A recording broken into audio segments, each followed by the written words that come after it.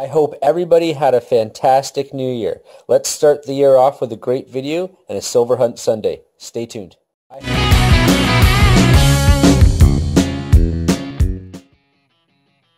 Welcome back, everybody. Canadian Silver Saver here again with you, and just want to wish everybody a happy new year and hope that everybody had a great time, got home safe, and spent some time with some friends and family, and we're ready to kick off the new year with some good ideas, some motivation, and looking forward to a great 2017. I hope everybody has a healthy, prosperous, and happy 2017. So let's get right to it here, everybody. This will be our first Silver Hunt Sunday of the year.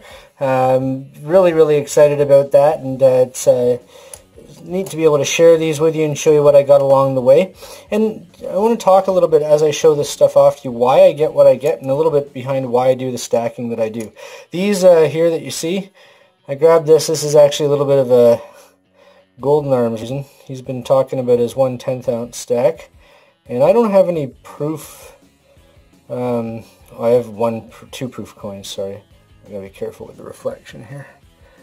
But just a beautiful little proof 1/10 ounce, and I grabbed two of those, and two of them. Very cool. And then the back of those, which is, oops, very awesome. Love these, and I love my Libertads, my Onzas. Really do. I don't know why I like them so much, but I just find them to be a beautiful coin, or I guess.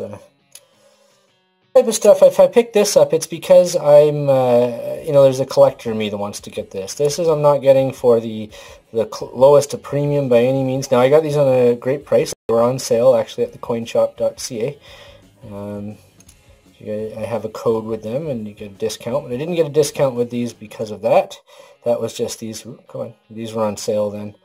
And I picked them up because I didn't have any. I was thinking of golden arms when I saw those. So, but I pick up stuff like that because I want something that's going to, I don't know, something I like, something that's a little bit different. And anything that I picked up that's a little bit more collectible like this, I find that I'm less likely to just want to walk in the store and trade it in for some cash towards a vacation or something like that. And that's the idea with my stacking people. I'm not a fan of the banks. And this year we're going to hear a lot more of that from me. I am going to have a whole section and set of videos more on the political side and decisions about why I really don't use banks at all unless I have to, and things like that. So picked up a few things on auction on eBay. Now this was a little while ago, before the year ended. You see here, just a 64 Kennedy half. Got this at a great price, and free shipping, so it was a great score. It was in a stapled envelope, but I'm going to change that. But really, just trying to beef up my $50 collection a little bit. I think I want to have about 100 of them. I think the overall goal right now. So speaking to this type of silver, why do I pick up constitutional silver or historical silver, as sometimes I'll call it. It does get referred to as junk silver. Some of the older stackers out there, collectors and that, don't like that term, but I think it's an affectionate term. But this historical silver I grab, the 90, the 80%, sometimes even lower, the 50s, and the 720 from the Mexican pesos and that, they tend to be about 720. So I'll pick some of that stuff up, but it's because I like the historical side of it. I like the fact that these have a little bit of a story they could tell. Now this one's in pretty good shape except for the dots on it there, but they're both in actually quite good condition. I think this one was actually advertised as BU, and you'll see it's not. Let's see. There you go. It's pretty nice. Look at that wearing on the shield there. And when we flip it, you can see his hair is great though. Lots of detail in Kennedy's hair, but you can see a little bit of wear there. It's still pretty good condition, but I didn't pay much for it, which was great. Yeah, good to look for those listing errors, everybody. I've talked about that a little bit in Backyard Bullion.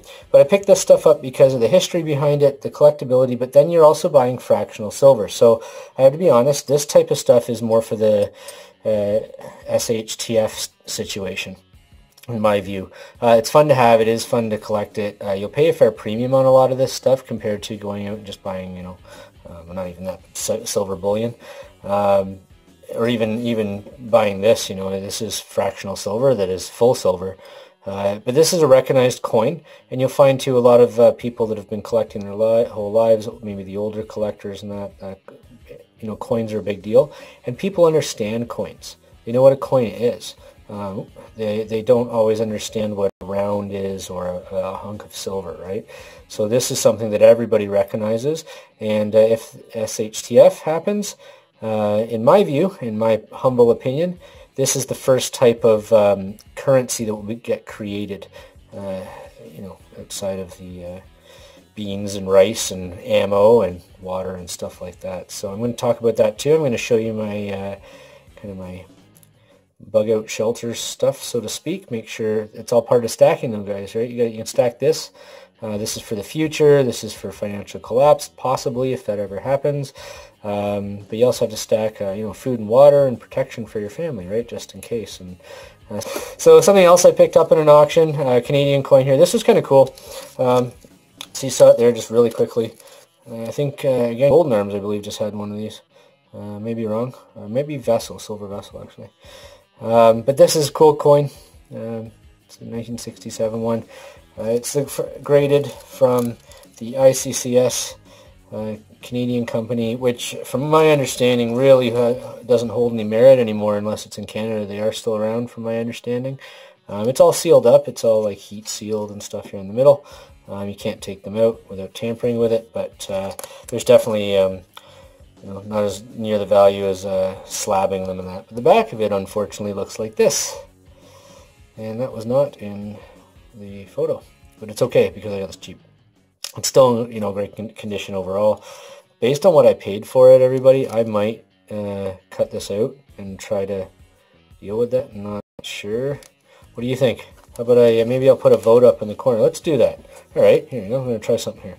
So this coin here is in the sealed packaging, and based on the price I paid for it, I do not mind opening it at all. Should I open it up? Look up in the corner here. There should be a little eye thing, and it'll pop open there, and then you touch it, and you'll be able to select on the vote. And because of this, should I take it out and clean it up, and then just put it in a capsule or something like that, or should I just leave it the way it is and put it aside? What does everybody think? So I'll appreciate that, and that's what I'll do there. And then picked up some really fun stuff, and I have to. One of these, this is kind of a weird filming because of the timing and everything when I see people, but I had to kind of squeeze these in just before they get here. But I picked up a couple of these, and these are from the coin shop by Beaver Bullion. John Masterson. Now, I'm a big fan of Beaver Bullion, and recently I've really struck a great relationship with the coin shop. And honestly, people, they're just great. They're fast. Shipping's half the cost if you have to pay for it, and free for less than anywhere else. Even to the U.S. It's cheap to the U.S. and they're fast. Like, there's no reason why U.S. customers shouldn't be ordering from them, unless you're getting, direct free shipping for a cheap order. Anytime you guys are placing over $225 in the U.S., though, give them a look and you'll get free shipping. If you're going to spend that little bit of money, check them out, let them know. And if you're buying collectibles and stuff like that, you get 4% off with that code. But they're great, and John poured these for them. I picked up two. One's a gift for a friend. They're just little snowflake, little snowball bits. They're cool. And everyone's unique, just little half ounces. Very cool. So I picked those up, and those were meant to be kind of gift ideas and things like that, and I thought they were neat, so I wanted to try something different there. I like really kind of rough silver like that too sometimes. This is a whole nother level of it though.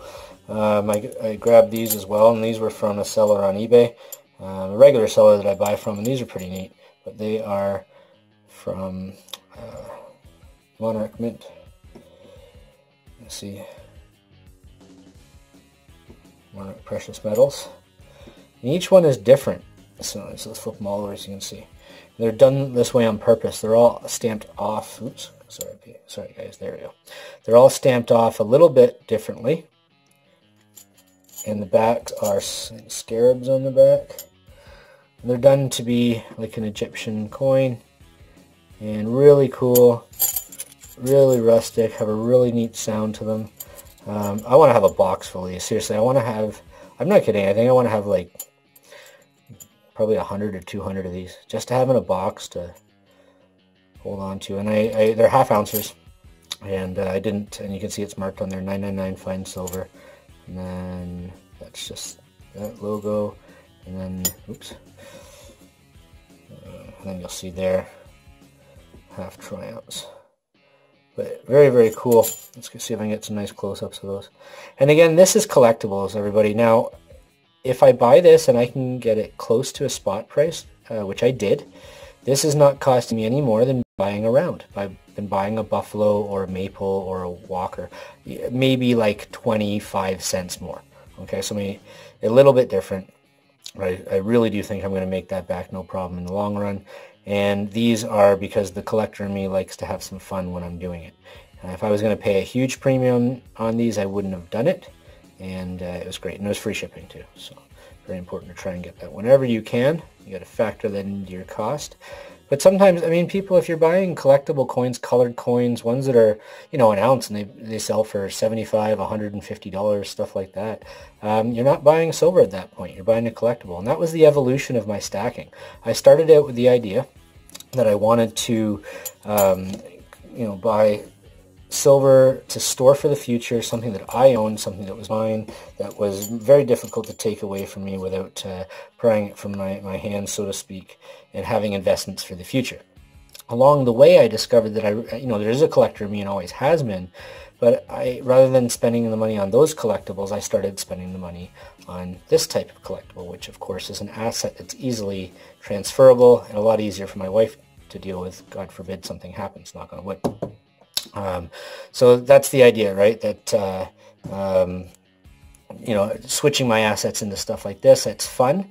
Now, I'm not going to go in and take my maple leaf in or these buttons in, but I might take these in. They're cool, but there isn't any sentimental attachment to this. This is just fun, and because of the price that I paid for them. This here is because of the history. There is something in me that loves to learn. I love knowledge. I just wish these coins could talk to me and tell me what they saw. You never know. Maybe one of these coins was in the pocket of one of those, you know, FBI guys, right back in the day. Yeah, could be. You never know, right? But anyways, the idea is that I don't know. That's the, you know, that's the reasoning behind these. This stuff here is collectible reasons, but I wouldn't have a problem selling this if I needed to. But this is to add to a small little collection. Core silver or bullion, straight bullion, not necessarily hand-poured bullion like my bars here, but rounds and coins that have a low premium. I don't find that they're easy to gain a lot of value on because you're at the mercy of the market. Strictly at the mercy of the market.